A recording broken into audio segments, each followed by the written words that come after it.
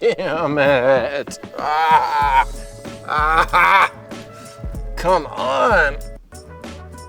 Every time I get the crimp end on there, I try to get the crimpers and it slips off. I'm not gonna be able to feel my shoulder for a week.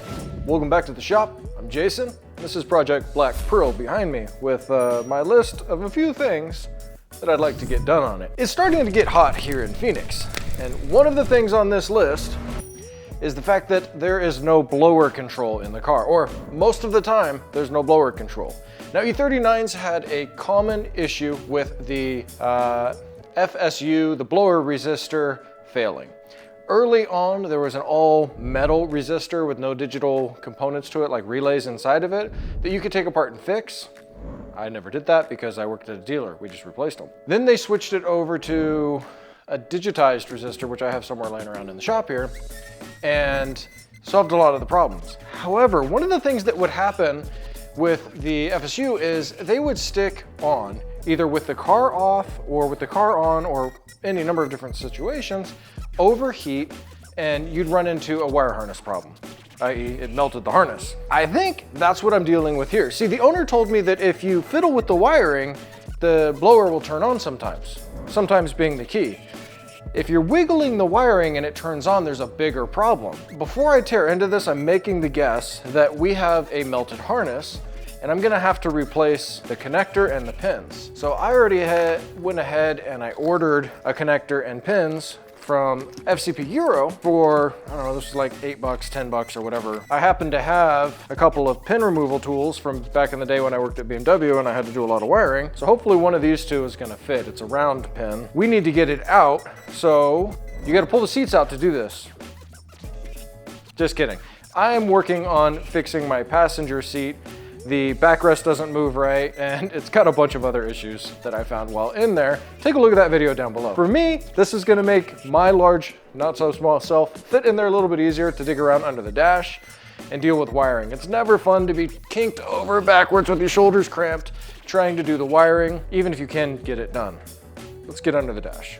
See, with me taking place of the seat, I'll have a bunch more room to show you what's going on under here. To get to your blower resistor, your final stage unit, it's back up under the blower housing here. So we have to get our bottom panel off. This should just pull back and down. It has a clip here, and these two just hold it in place. To get our side trim panel off here, there's a screw located up underneath by the vent. You'll be able to see it when you get under there. And then it slides back. You gotta get it past the vent under here. Then it'll slide back. You've got these two little tabs here that lock into place, and then your screw. Put the screw up in the cup holder here. All right, this is about the position you're gonna need to work on this. And with the seat out, this gets much easier. Well, see our issue? The wiring doesn't look toasted, but the connector is certainly melted. All right, so here's our connector. You can see right there, we've got what looks like a power wire and another power wire melted inside that sucker. And there's the blower resistor back here. It looks like the little tab is, I'll just pop this guy out. You can see what it looks like. There we go. So this is what the new blower resistors look like. It's got transistors instead of relays. It goes up back there in that hole. You can see the blower back there.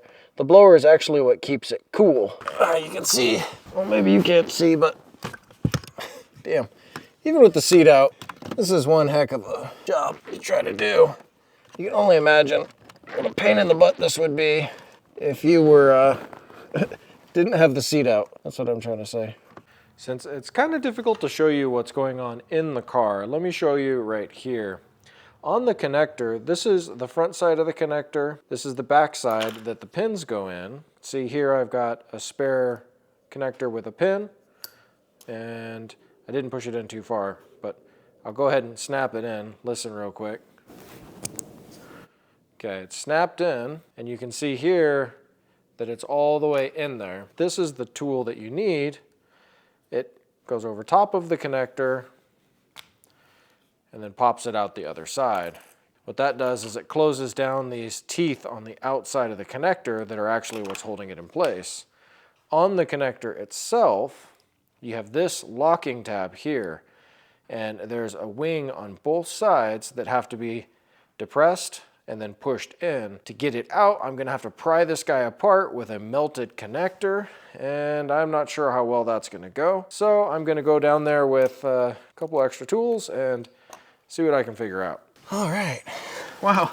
This thing is working a lot better than my other light was working, that's for darn sure. So you're gonna need these special connectors, these guys, and some connector crimpers. No heat shrink or anything, because that's going in a connector. Don't cut too much wire, otherwise it won't fit in your connector. Dang it. Looking up under here, these here are the 2 wires that go back to the blower motor. They're the shorter wires. They also have the most kink in them, which is what I'm gonna cut out and try to fix. The 2 wires going to the blower motor, they're on the shorter side. Wow, that light's bright right there. I have a pair of the same gauge wires that I'm going to extend them so that they can make the turn to get into the connector. I think that that could have been part of the reason after the wiring melted. That bend in the line was causing something to happen, or in this case, not to happen. There's not exactly a lot to show here. It's just me stuffing my face and torso as far into this corner as possible to get to the wires.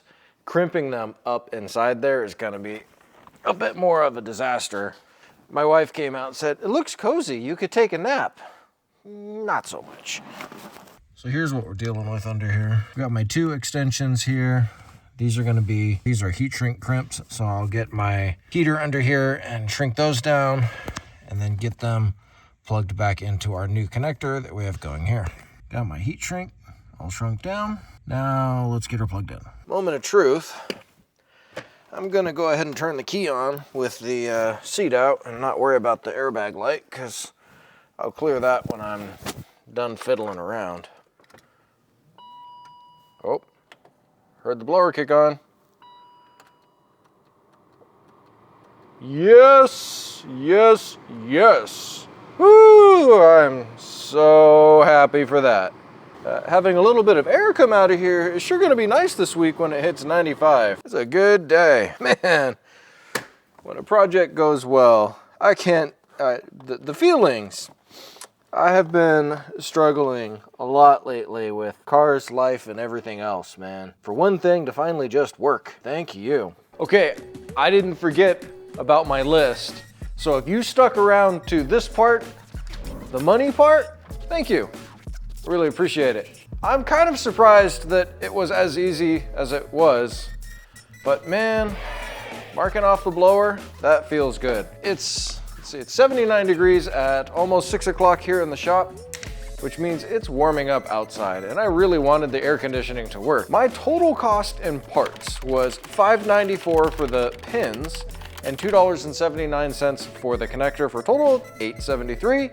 which brings my grand total up to $4,273.24. Not an expensive repair, but it's gonna feel good to have that done. So I get to drive it with some air now instead of just the windows. I look forward to seeing you in the next one.